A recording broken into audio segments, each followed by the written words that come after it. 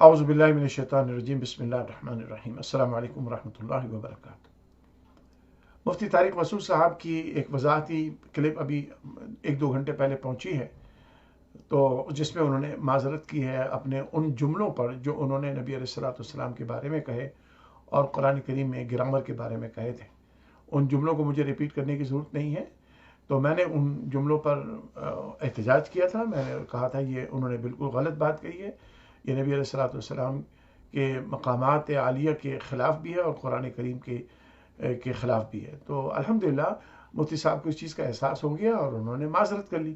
لہٰذا میں بھی الحمدللہ اللہ کی بارگاہ میں دعا کرتا ہوں کہ اللہ تعالیٰ مفتی صاحب کو بھی معاف فرمائے، ہم سب کو معاف فرمائے۔ ہم سب سے غلطی ہو جاتی ہے، ہمارے منہ سے بھی کوئی ایسی بات نکل سکتی ہے، اللہ تعالیٰ ہم سب کو معاف فرمائے۔ لیکن چونکہ مفتی صاحب نے رجوع کیا ہے، معذرت کی ہے، اس لیے میں ان کی معذرت پر خوش ہوں اور اللہ تعالیٰ سے دعا کرتا ہوں کہ اللہ تعالیٰ ہم سب کو ہماری غلطیوں پر معاف فرمائے اور ہماری اصلاح فرما دے۔ یاد رکھیے نبی علیہ الصلوۃ والسلام کی محبت اور حضور کی اطاعت ہر مومن کے لیے سرمایہ حیات ہے، اور دانستہ یا غیر دانستہ طور پر نبی علیہ الصلوۃ والسلام کے بارے میں کوئی ایسی بات کہنا جس سے حضور اکرم علیہ الصلوۃ والسلام کی ذات پاک کے اندر کوئی نقص کسی کو نظر آئے تو وہ یاد رکھے ایمان کو ختم کرنے کی بات ہوگی۔ اللہ الرحمن الرحیم نحمدہ ونصلی علی رسولہ الکریم۔ میں یہاں سفر میں ہوں اور نیٹ ورک پرابلم کی وجہ سے بار بار سگنل چونکہ ڈراپ ہو رہے تھے تو میں یہ وضاحت ریکارڈ نہیں کروا سکا جلدی۔ میرے خلاف سوشل میڈیا پہ ایک پروپیگنڈا چل رہا ہے کہ میں نے یہ کہا ہے کہ قرآن میں معاذ اللہ نقل کفر گرامر کی غلطیاں ہیں۔ جو میری بات ہے وہ یہ تھی کہ آپ میرا کلپ سن سکتے ہیں کہ اگر ظاہری لحاظ سے اس میں کوئی غلطی لکھنے میں ظاہری لحاظ سے، ورنہ اس میں بڑی حکمت ہے، گرامر کی ایک مسٹیک اگر ظاہری لحاظ سے میں مسٹیک کہہ رہا ہوں، گرامر کی ایک مسٹیک اگر ظاہری لحاظ سے میں مسٹیک کہہ رہا ہوں، ہم نے اس قرآن کی حفاظت ایسے کی ہے کہ اگر ظاہری لحاظ سے اس میں کوئی غلطی لکھنے میں ظاہری لحاظ سے، ورنہ اس میں بڑی حکمت ہے، ہوئی بھی ہے، ہم نے اس کی بھی کریکشن کی کسی کو اجازت نہیں دی، جو ہے جیسے لکھا گیا ایز اٹ از چلا ہے۔ بڑے بڑے عربی گرامر کرنے والے یہاں آئے، انہوں نے بتایا سینٹینس سے تنوین نہیں آتی، دو زبر دو سے دو پیش نہیں آتے، آپ نہیں آتے، یہاں آئے ہوئے پتہ نہیں کیوں آئے ہوئے، اس کو لکھا کیسے تھا۔ جس کتاب کی میرے بھائی ایسے حفاظت ہوئی ہو کہ اس کی گرامر کی ایک مسٹیک اگر ظاہری لحاظ سے میں مسٹیک کہہ رہا ہوں ہوئی ہے، اس کو ٹھیک کرنا کسی کے لیے ممکن نہیں ہے، تو جو ٹھیک آئے تھے ان کو کون چینج کر سکتا ہے؟ قرآن مجید میں لنصفام بالناصیہ یہ لفظ عام قاعدوں سے ہٹ کر ہے۔ عام قاعدوں میں یہ ہوتا ہے کہ جب آپ فعل کو لکھتے ہیں تو عین نون زبر عن کے ساتھ لکھتے ہیں، الف نہیں لکھتے، عام قاعدہ۔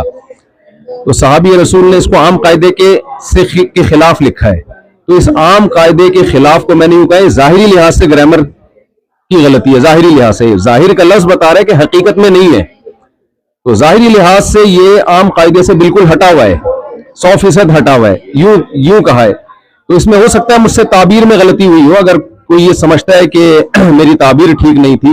یا یہ بات عوام کے سامنے کرنے کی نہیں ہے، ان کا مینٹل لیول اتنا اونچا نہیں ہے، وہ یہ سمجھیں گے گویا کہ قرآن میں غلطی ہے، تو میں اپنے الفاظ پہ معذرت کرتا ہوں اور میں اپنے ان الفاظ سے رجوع کرتا ہوں۔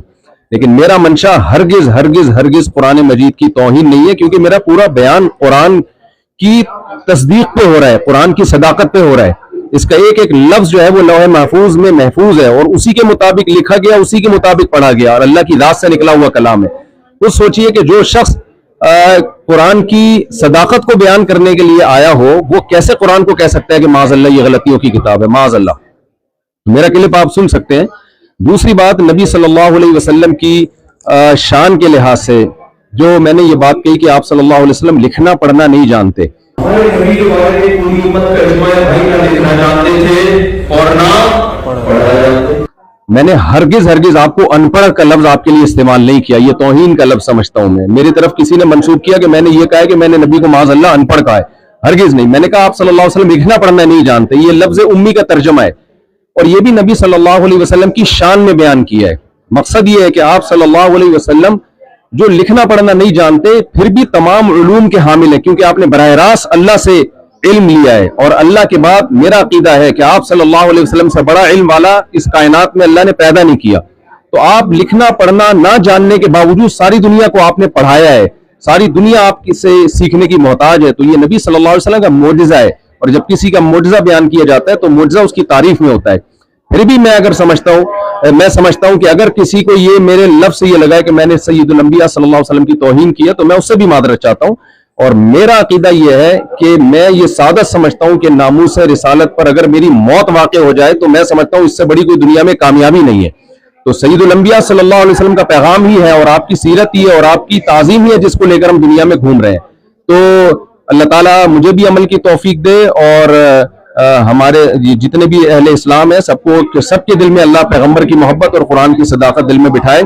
اور جن صاحب نے میرے خلاف کلپ بنایا یا جو بھی میرے خلاف کلپ بنا رہے ہیں آپ سب کو پاکستان کے حالات معلوم ہیں جس طرح سے مجھے ٹارچر کیا جا رہا ہے اور دھمکیاں دی جا رہی ہیں. تو جو لوگ اس وضاحتی بیان کے بعد بھی مسلسل میرے خلاف کلپ بازی کریں گے